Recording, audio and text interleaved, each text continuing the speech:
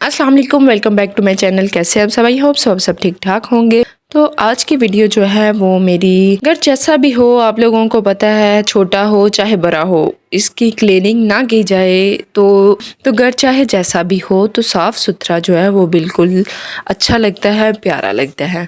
तो साफ़ सफाई रखना जो है ना वो बहुत ही मुश्किल हो जाता है। वो किस तरह से कि आज जहाँ पे खिड़कियाँ दरवाजे हों, आंधी तूफान हो, वहाँ पे डस्ट वगैरह को ख़त्म करना, घर को साफ़ करना बहुत ही मुश्किल रहता है। तो यहाँ पे आज मैं अम्मी के घर आई हुई थी, तो मैंने कहा इनकी जो है ना इस रूम की डीप क्लीनिंग कर ली जाए, क्योंकि यहाँ पे गर्मी का सारा सीजन जो है वो इसी रूम में गुजरना है। लेकिन यहाँ पे दीवारों पे जो पेंट है वो नहीं टिकता, यानी ये बिल्कुल गली के साथ है। तो जो है ना नाली का जो इंतज़ाम है वो इसके साथ है, तो पानी की वजह से ऊपर छत पे पानी के होने की वजह से यहाँ पे जो स्लैब है वो खत्म नहीं होता। तो इसके पेंट का वही हाल है। अभी इन्होंने पेंट करवाना था, तो कह रहे थे कि चलो एक दफ़ा जो है ना वो सारा कमरा जो है ना वो खाली कर लिया जाए और उसकी साफ़ सफाई कर ली जाए। तो यहाँ पे मैंने सारे जो है ना दीवारों के ऊपर पहले एक दफ़ा झाड़ू लगा के जितना भी पेंट उतर रहा था उसको सारा एक दफ़ा उतार लिया यहाँ पे, कि ताकि ये बार बार जो है ना बाद में ना हो।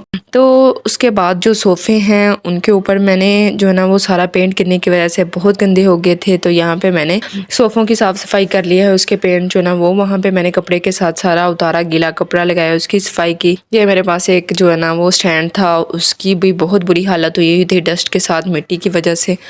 तो यहाँ पे मैंने उसकी सफाई कर ली है। उसके बाद ये जो खिड़कियाँ हैं ये बिल्कुल बाहर गली वाली साइड पे है, तो यहाँ से इतनी ज़्यादा मिट्टी आती है कि अगर इसको डेली साफ़ ना भी किया जाए, डेली ना साफ़ किया जाए, तो इतनी मिट्टी के ढेर लगे होते हैं खोलने पे। अंदर आके कमरों में डेकोरेशन पीसीज है, कोई भी चीज़ अगर पड़ी हुई है, टेबल्स है, तो उनका बुरा हाल हुआ होता है। तो ये यहाँ पे मैंने जो है ना ये दीवारों पे लगे हुए फ्लावर्स थे वो मैंने उतारे थे, इनको वॉश करके। ये आप इनको किस तरह से वॉश करती हैं? मैं तो जस्ट पानी लेती हूँ, सर्फ डालती हूँ उसको एक खुले से बर्तन में और इनको इसके अंदर डिप कर देती हूँ। 5 मिनट डिप करने के बाद आप हाथों की मदद से इस तरह से आहिस्ता आहिस्ता से मल लेती हूँ, तो ये जो है ना ये बिल्कुल नीट एंड क्लीन हो जाते हैं। इस तरह से होते हैं कि जैसे ये अभी न्यू लेके आई हूँ। तो आपके पता है कि इनके ऊपर भी इतनी डस्ट जमी होती है, उसके बाद मक्खियों ने इनके ऊपर बैठ बैठ के, मच्छर मक्खी हर चीज इनका इन्होंने बुरी हालत की हुई है। यहाँ पे मैं इसकी इस तरह से इनको पानी में टिप करूंगी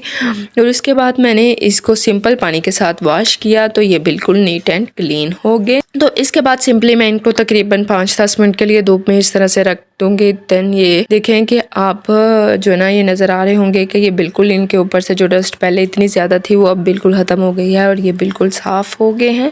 तो इनकी सफाई करने के बाद सोफ़े घर के सारा हाल चाल जो है ना वो मैंने नीचे से वॉश किया, वॉशरूम साफ़ किया, लेकिन दीवारों का वही हाल है। अभी हम सोच रहे थे कि रोज़ रोज़ पेंट पे पैसे लगाने की वजह से एक दफ़ा इसके ऊपर पेलिंग करवा ली जाए।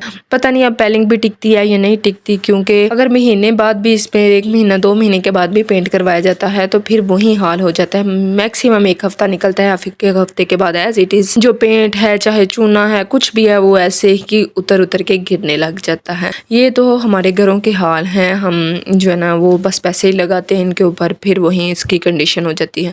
और जब पेंट उतरा होता है तो ऐसे इतना बुरा लग रहा होता है, रूम कमरा हो, हाल हो, कोई भी चीज़ हो, तो वो बहुत बुरी लगी।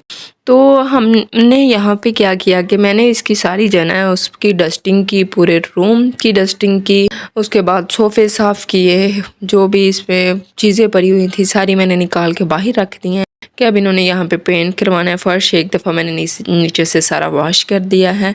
साथ ही मैंने जो है ना ये यहाँ पे मशीन लगा के जितने भी कपड़े थे वो वॉश किया, अम्मी के, अब्बू के, और जो भी पर्दे वगैरह उतारे थे मैंने वो भी साथ साथ मैं यहाँ पे वॉश कर रही थी। तो यहाँ पे मैं एक ये बात कहना चाहती हूँ कि हमारे बहुत से घरों में इस तरह से होता है कि जब लड़की ससुराल से अपने मेके में आती है तो वो ये कहती है कि हम यहाँ पे आके काम क्यों करें, कि हम तो अपने ससुराल में जो है ना वो काम कर के आए हैं, कपड़े धो के आए हैं, हम वहाँ पे जो है ना वो सारे काम करके आए हैं, खाना बना के आए हुए हैं, तो अब हमें यहाँ पे रेस्ट चाहिए। तो देखें ये भी तो इंसान है, ये भी तो काम करते हैं। तो जब हम लोग घर में आते हैं तो एटलीस्ट मेरा ख्याल है कि उन्हें भी एक खुशी हो जाती है कि चलो हमारी हेल्प करने के लिए कोई ना कोई घर में आ गया है। तो अब ऐसा बिल्कुल भी नहीं करना चाहिए कि हम बिल्कुल आके मेहमान बन जाए, और मेहमान एक दिन के लिए हुआ अब किसी ने आके अगर इधर 10-15 दिन 20 दिन या महीना रहना हो तो वो अपने आप को सिर्फ मेहमान ही कंसिडर करता रहे। तो इससे जो होता है मेरा ख्याल है कि अगले का दिल जो है ना वो भी बदजन हो जाता है। इस बंद किया करें कि जब भी आप अपनी अम्मी की तरफ रहने के लिए जाए तो उनकी हेल्प आउट किया करें घर के कामों के लिए। चाहे आपकी भाभियाँ हैं घर में तो आप उनकी हेल्प करें, उनके साथ जो है ना उनसे पूछे कि आपको कोई काम तो नहीं है। मतलब इस तरह हो जाता है कि मिल बांट के अगर काम किया जाए तो एक दिल की तसल्ली हो जाती है। बेशक काम उन्होंने करवाना तो नहीं होता, लेकिन उन्हें ये चीज़ होती है कि एटलीस्ट इसको एहसास तो है ना। तो ये जो है ना ये हमारे साथ जो ना काम कर रहा है। तो यहाँ पे मेरे जो सारे कपड़े थे वो वॉश हो गए थे। अब मैंने इसको जितने भी बिखरे हुए थे, जिस चीज़ के कपड़े थे वो सारे मैंने अलग कर लिए यहाँ पे।